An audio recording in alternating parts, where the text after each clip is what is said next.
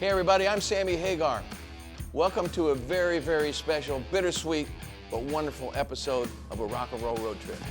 Today we are in Beverly Hills, California, where tonight we celebrate the life of one of my good friends, a music icon, the one and only Eddie Money. Now we all know Eddie for Baby Hold On, Two Tickets to Paradise, and of course, Take Me Home Tonight, some of the greatest hits.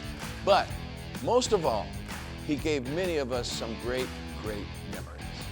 My personal friendship with Eddie was filled with a lot of crazy times, laughter, and some great music. And tonight, family, friends, and musicians are gathering on one stage to honor the memory and spirit of one of the good ones. Some of the people taking the stage tonight are Tommy Tutone, Mickey Thomas, John Waite, Greg Kihn, George Thorogood, Kevin Cronin, and Dave Amato of REO, and some special guests you're going to have to stick around to find out about. But it's not about the guests. Tonight, it's about the man who everyone knew as a natural performer who had a huge heart. Here's looking at you, Eddie, and welcome to another rock and roll road trip.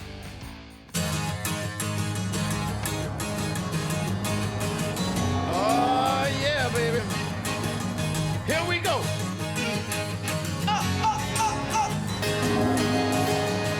I've been all over the world, across the country, from coast to coast, and believe me, every town has its own rhythm and a story to tell. I'm Sammy Hagar. I'm going to take you on a rock and roll road trip. Woo! Let's go. Talking about Red Bull style. It's Sammy Hagar's rock and roll road trip. Red Bull style.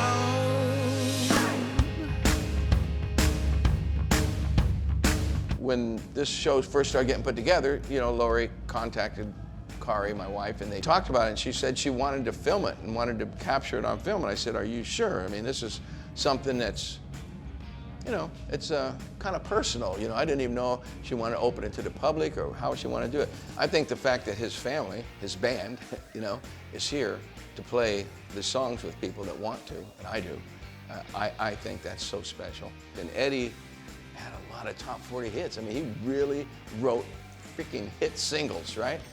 And the first thing you want to know is, well, who's going to do the best job and which songs, you know, and I think it was really tailored to the artists. But then when James Hetfield called me last week and said he was going to do it, and I said, well, what song are you going to do? And he said, Baby Hold On to Me. I said, oh, wow, that's such a great song.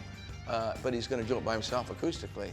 So I'm really, really looking forward to hearing that. I think that will be special. Eddie could have been a comedian. There's not a question about it. He was a jokester. He walks in my dressing room, he says, hey man, you hear the one about, oh, you know, and I'm going, what the hell? This guy's funny as Rodney Dangerfield. And so I gave him my phone number like a fool because every morning I got used to, I'm talking about for the last few years, waking up, pick up my phone, there's my text. Eddie Money's got a new joke. Hey, did you hear the one? And he would tell you the same joke over and over again. He'd say, that's funny, huh? And I'd say, yeah, it was funnier the first time, Ed. You know, he was one of those kind of guys. But the thing that impresses me the most about him is his family loyalty and his loyalty to friends. A guy like me, anybody, you needed something from Eddie, brothers, all you got to do is ask. But anytime we did anything that looked like it was a musical event and they were around, we always invited, you know, Eddie and Laura. And my 70th birthday, of course, was absolutely, he, you know, wanted to come down for the 70th birthday. I wanted to do a big 70th birthday party at Cabo, and Eddie came down, and you know, we're kind of, him and I were the same age, and so we celebrated a few days, like a week in Cabo and all that. Really, once again, really solidifying our friendship. Eddie, right up to the end, was still telling jokes. There's no question about that. But I think when he first got the news, or when he first started seeing it, he went through a little grumpy period. And I'm laughing about it now only because it was so out of character. At the High Tide Music Festival that I had, and Eddie had come out and sang earlier with REO Speedwagon. Later on, we wanted to do backup for Vince Neil singing Girls, Girls, Girls with my band. And I wanted Eddie and Kevin Cronin and anybody else on the show to come out and sing background. And he was all grumpy about it. He was like, man, no, I don't want to do it, man. I got to get out of here. I'm going, Eddie, come on. You're crazy, man. It's going to be so much fun. We're just going to, you know, act stupid and stuff. No. And he wouldn't do it. And I didn't know, you know. And I thought, damn, Eddie's getting grumpy in his old age, you know, like we all do. But it wasn't that. And it's sad to look back, I was never tough on him by any means, but I saw it. I saw something was eating him. And then he, you know, when he told everybody, it was horrible. Eddie told me a joke one time that I tell again and again. I've got 3 jokes that I tell again and again. They're all 3 Eddie Money jokes. So these guys break in this guy's house, and they tie him and the lady up, man. They tie him up in chairs, and they start going through the place, ransacking it, and he's going, hey guys, listen, you know, just untie the lady, and I'll give you everything you want. I'll show you where the money is, the jewelry, you have everything, anything you want. Just untie the lady and let her go. And the guy stops and goes, wow, man, you must really love your wife. He said, I don't know about that, but she's coming home in 15 minutes. Hey, my name is Sammy Hagar. Your mother's a big fan of mine. As I said, Eddie was always there to make people laugh, was truly a one-of-a-kind friend. I want to go talk to some of the people that are making this night so special. Let's head backstage. REO just got finished with their sound check. I'm gonna go talk to them. Well, let's go talk to them. Not just me, let's go talk to them. You guys sounded fucking great up there. Honest to God, man, it was so, that song is so driving. I know, it rocks. It just, so yeah. That's a fun song. Yeah, it really is. I mean, it's a straight ahead groover. So, 2 things. What song are you most looking forward to hearing tonight? Not who's singing it necessarily, but what's your favorite Eddie Money song? I gotta say, Walk on Water. 2 tickets. Me too. Okay, I'll meet you in paradise. Why are you doing the song You? Did someone ask you to do it, or did you pick that song? You know, I was asked to do it, and when I read the lyric and saw that Eddie wrote that lyric, it was like, that was where Eddie's head was at, man, right? He was in such a good place, yeah. You know, down to the finish line, man, and that lyric, Think I'm in Love, you know, it was true. My life's looking up, you know, that was where he was at, I felt, you know. Well, how close were you with Eddie? Do you know him really well, or? I used to see him at the bank. Well, who had the bigger bag? He's a solo artist. Yeah, that's right. Yeah, him, for sure. He had the gun in his sack. I swear to God, I used to see him at the bank all the time. Wow, what a trip, man. What about you? Were you close with Eddie? Well, here's the thing. We did probably over 100 shows with Eddie, and I'll never forget the first time we played with him. Like when? What era? When? Like all through. Really? From the 80s until a couple of years ago. Eddie, great guy, really fun guy. What's the first thing you think about when you think of Eddie Money? First thing that comes to your mind. First, well, his sense of humor, obviously, that everybody knows that.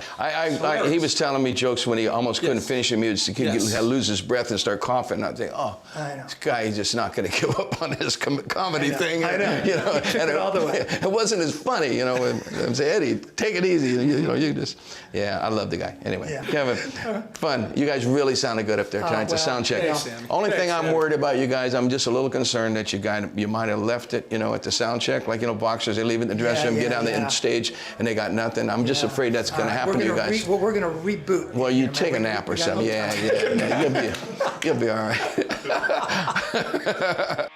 This night is filled with nothing but love, and it's great catching up with all of these artists, including Greg Kihn. You know him from his hits Jeopardy and the breakup song. He and Eddie go way back. Greg Kihn, ladies and gentlemen. Sammy Hagar. Yeah, there you go. Old buddies, Bay Area guys. We grew up with Eddie Money, right? Or he grew up with us. All right, give me an Eddie Who grew up joke. first? Well, give me an Eddie. We grew up, we had parallel lives. Yeah. I came out from Baltimore to California to Berkeley. He came out from New York the same time. Eddie was always there. I mean, he was always, he was an inspirational guy. You know, was talking about what separates Eddie from all the other artists. And what is it? Well, he's got soul. He's got twice the soul of any of us. And hold on here. Wait. The man could sing the phone book. The man could sing, he could live. Robert Abraham, and it'd be great. Yeah, you're right. You know, Eddie had soul. He was a soul singer, though, right? In a way. I mean, pretty much a rocker, soul. He was a soul singer. Yeah. Homeboy, Greg Kihn, grew up with Eddie Money right in the Bay Area like me. Well, grew up our careers with Eddie Money. And I can't wait to see you tonight. All right, let's rock. Your favorite person to see tonight? Wait a minute. What are you most interested in see somebody do that song? I want to see you. Oh. I want to see you. I'm out of here. All right.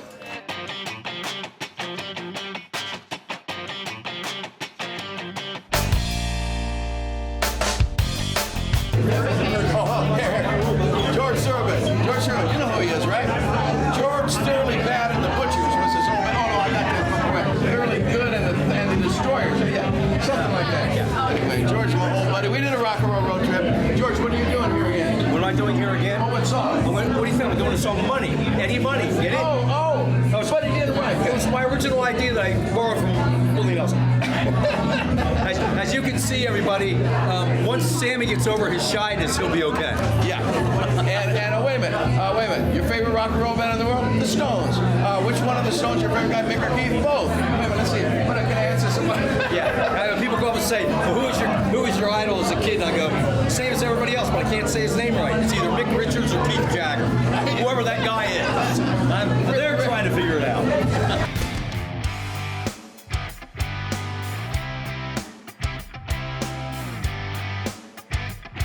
Over the years, Eddie touched the lives of many, and none more than the legendary Louis Anderson, who I was able to snag backstage.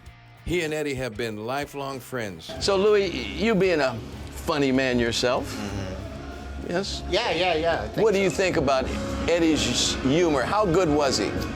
You know, Eddie, here's the thing about Eddie, and Laurie will tell you this is true. Eddie was funniest when he wasn't trying to be funny. As soon as Eddie started telling a joke, you just went, oh, God, this is great.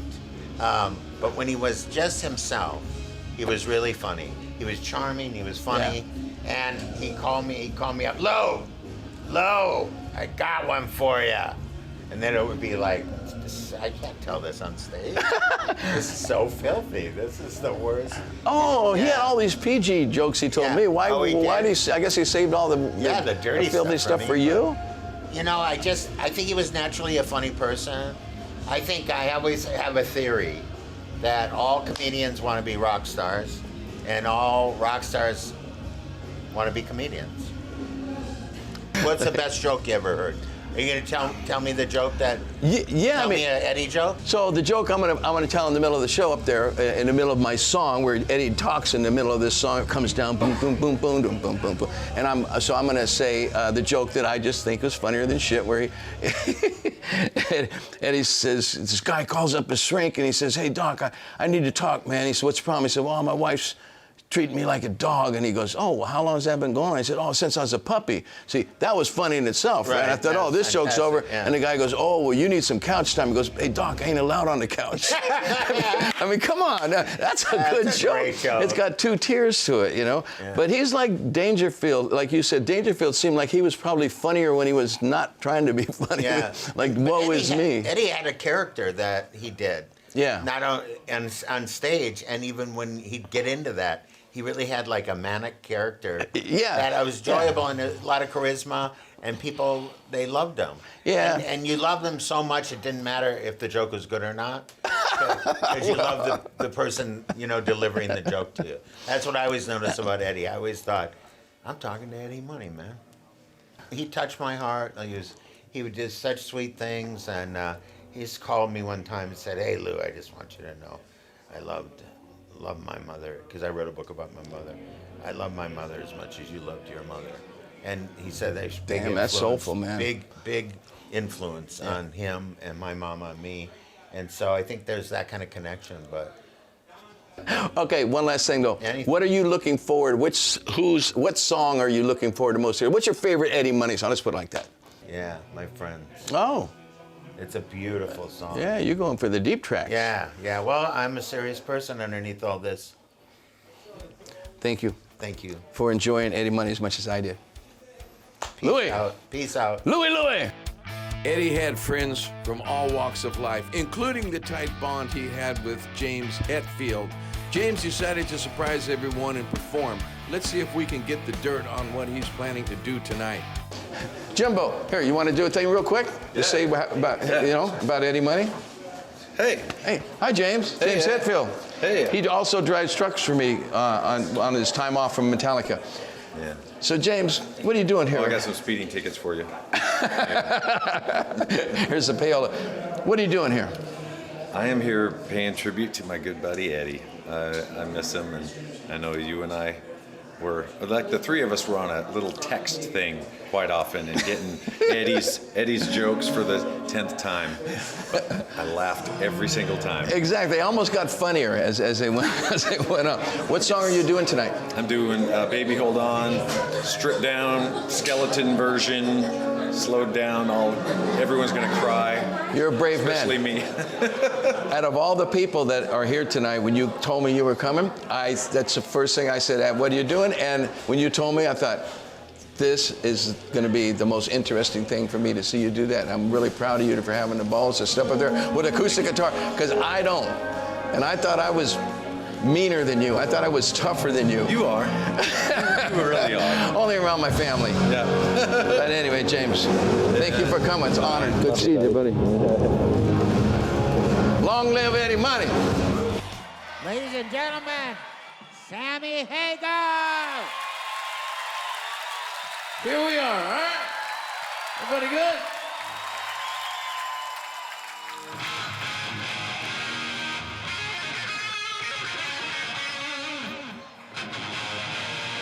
Okay, here we go. Let's see if I can make Eddie proud.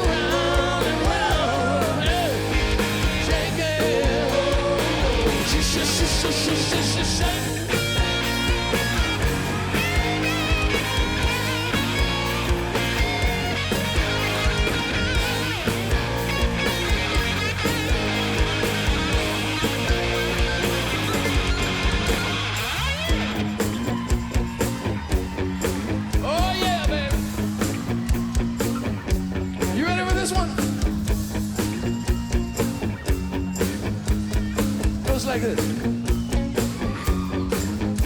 So a guy calls up his doctor. He says, "Doctor, I got a problem." He said, "What's your problem?"